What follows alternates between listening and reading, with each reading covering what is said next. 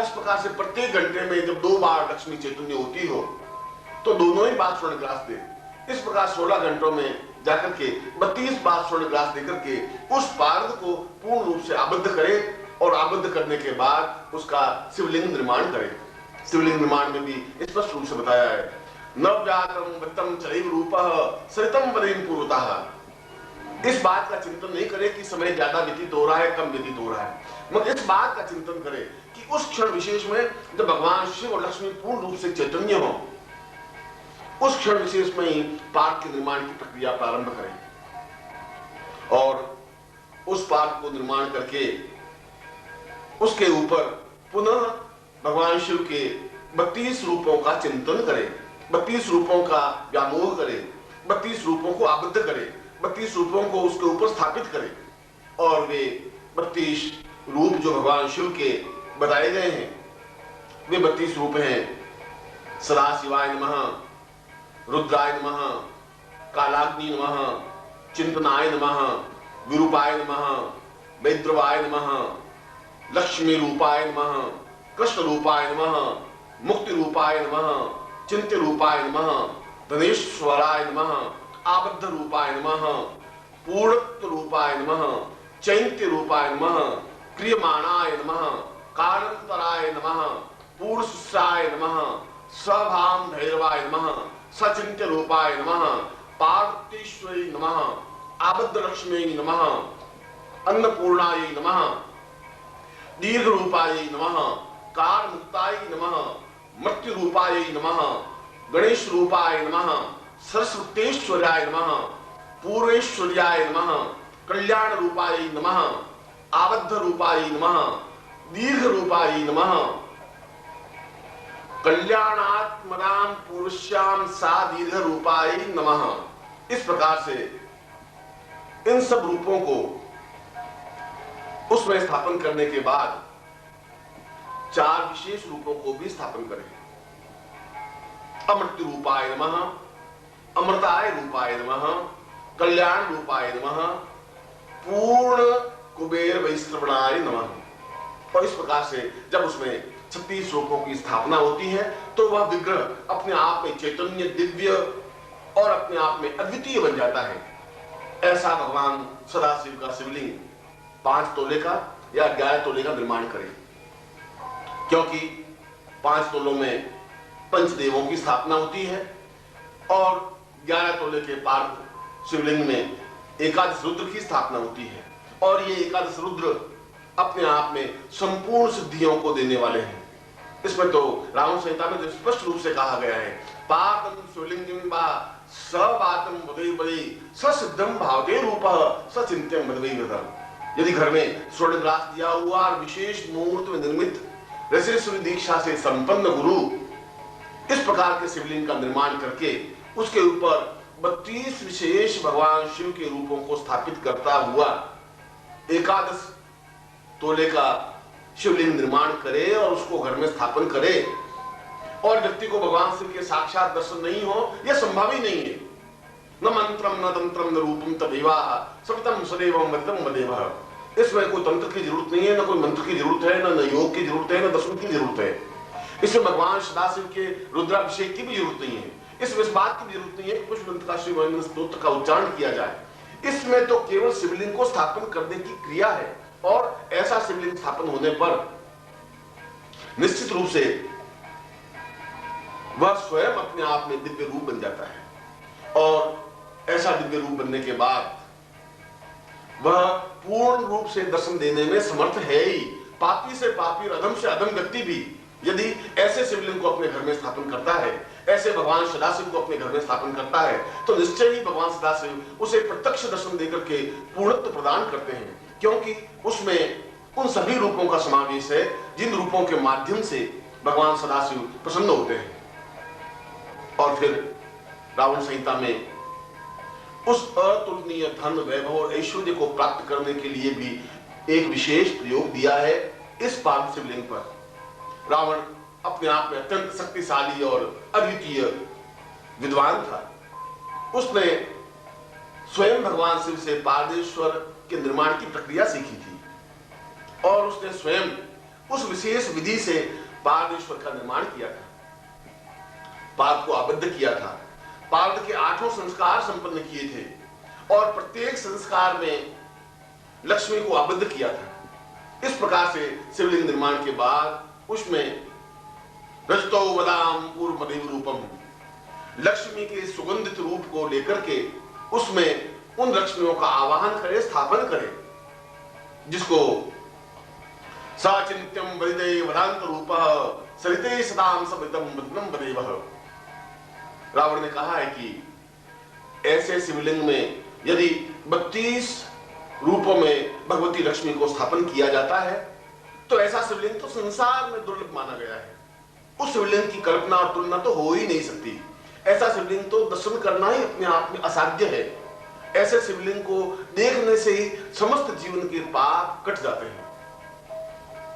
ब्रह्मत्याम गुरुवत्याम दोषत्याम सदैवदे सर्व पापे विनिचिन्ते शिवलिंगे दर्शनात्। ऐसे शिवलिंग से और ऐसे शिवलिंग को स्थापन करने से, ऐसे शिवलिंग के दर्शन करने से यदि व्यक्ति ने अपने जीवन में गौ हत्या की हो, ब्राह्मण हत्या की हो या गुरु हत्या भी कर दी हो और अत्यंत आक्रांत पाप से भरा हुआ हो, फिर भी अपने जीवन में उसे इस प्रकार का पार्देश्वर शिवलिंग प्राप्त हो जाए तो ऐसे दर्शन करने से ही उसके समस्त पाप क्षय हो जाते हैं, समाप्त हो जाते हैं।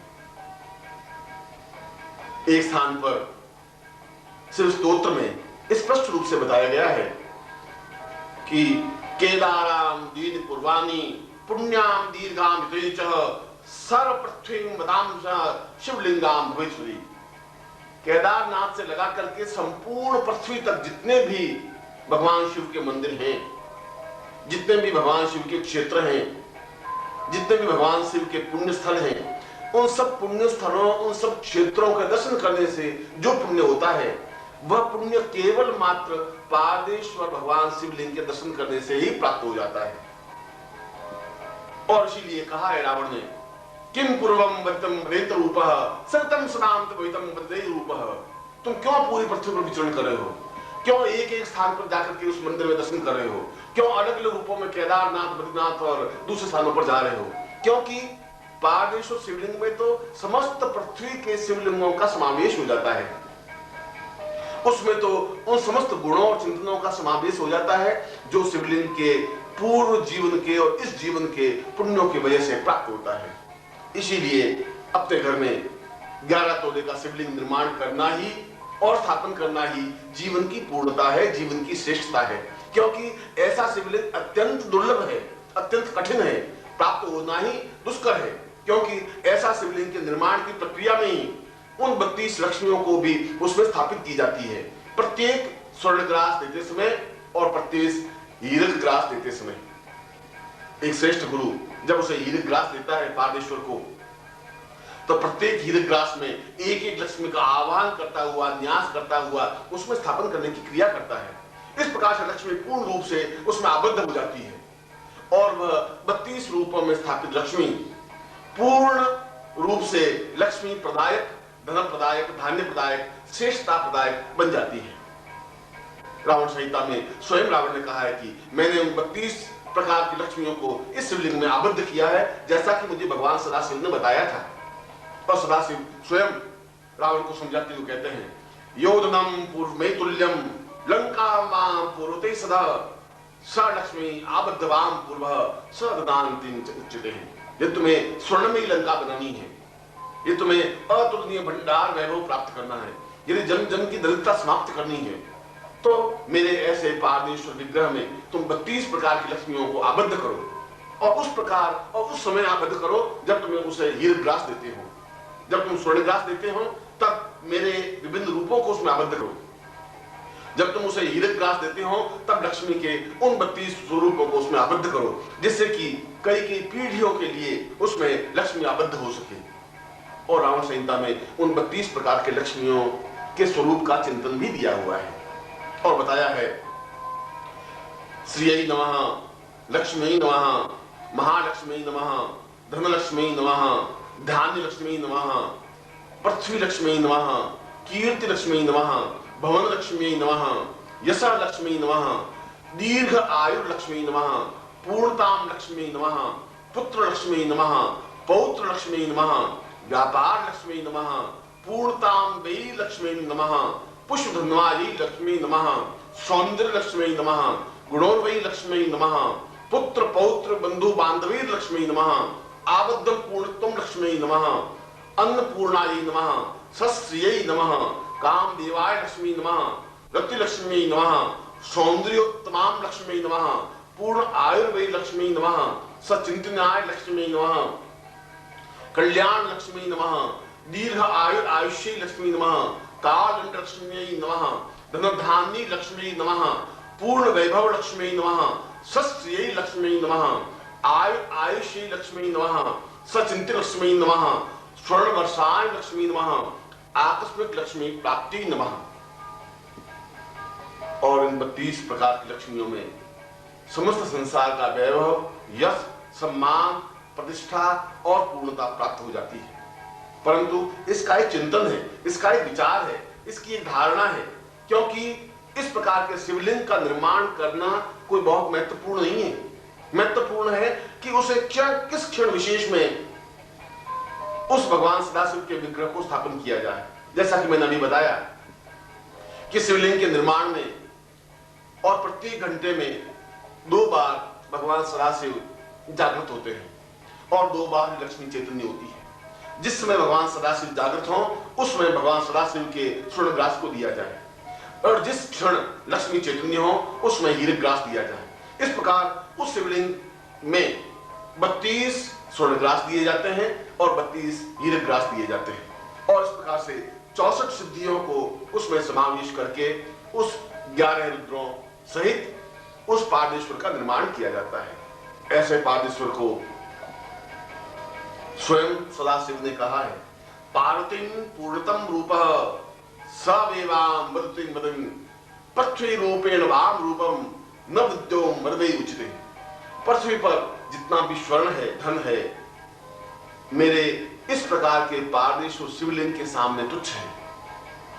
पृथ्वी पर जितनी संपदा है वह उसके सामने तुच्छ है, क्योंकि मेरा ऐसा विग्रह ही जिसके घर में स्थापित होता है, मैं स्वयं समस्त प्रकार की लक्ष्मियों को साथ लेकर के उस शिवलिंग में स्थापित हो जाता हूं और जिस शिवलिंग में मैं स्थापित हो जाता हूं उस शिवलिंग का दर्शन करना ही समस्त जीवन को पूर्णता देना है, संवारना है, सजाना है, पूर्णते और पूर्ण के रूप में पूर्णता प्राप्त करने की क्रिया है। और यही पर पार्वती प्रश्न करती है कि इस प्रकार के शिवलिंग को स्थापन करने से क्या प्राप्त होता है। भगवान सदाशिव प्रसन्न होकर के हंसते हुए कहते हैं, न वै वां वतम रूपः सचिंत्यं वतै क्रिया सा एवां वतम रूपः न दीर्घो वतै वदः। तुम नहीं जानती कि इस प्रकार का शिवलिंग प्राप्त करना अत्यंत कठिन और दुष्कर है। समर्थ और योग्य गुरु ही इस प्रकार के शिवलिंग की निर्माण करने की प्रक्रिया कर सकता है, कि उस गुरु को मालूम है कि कौन सा विशेष मुहूर्त है, उसको उस पार्थ के 8 संस्कार का ज्ञान है, उसको पार्थ को आबद्ध करने की क्रिया का ज्ञान है।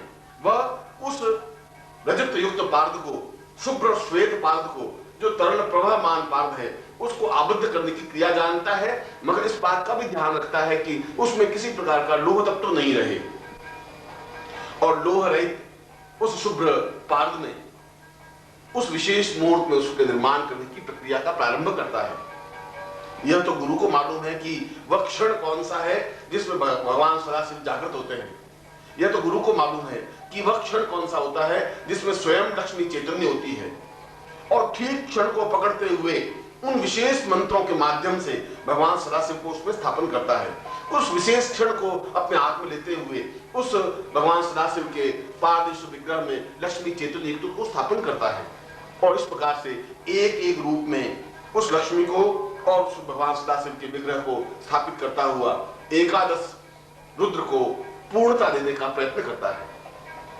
और उसके बाद में मुहूर्तम वृतम रूपः सचिंतम चते क्रिया दुर्लभो जायते नित्य नृत्यमेवामृतवधि। इस कलयुग में चाहे वह लक्ष्मी की हजारों साधनाएं कर लें, इस कलयुग में वह चाहे भगवान शिव की सैकड़ों स्तुतियां कर लें, चाहे रुद्राभिषेक के 1 लाख पाठ कर लें, चाहे महेंद्र स्तोत्र के 1 लाख पाठ कर लें, परंतु सद्गुरुदेव डॉक्टर नारायण दत्त श्रीमाली जी के दुर्लभ वीडियोस, पुस्तक, पत्रिका एवं साधना की निःशुल्क दीक्षा प्राप्त करने के लिए नीचे लिखे हुए नंबर पर विरल पटेल जी को व्हाट्सएप पे अपना नाम और अपने शहर का नाम लिखकर भेजें।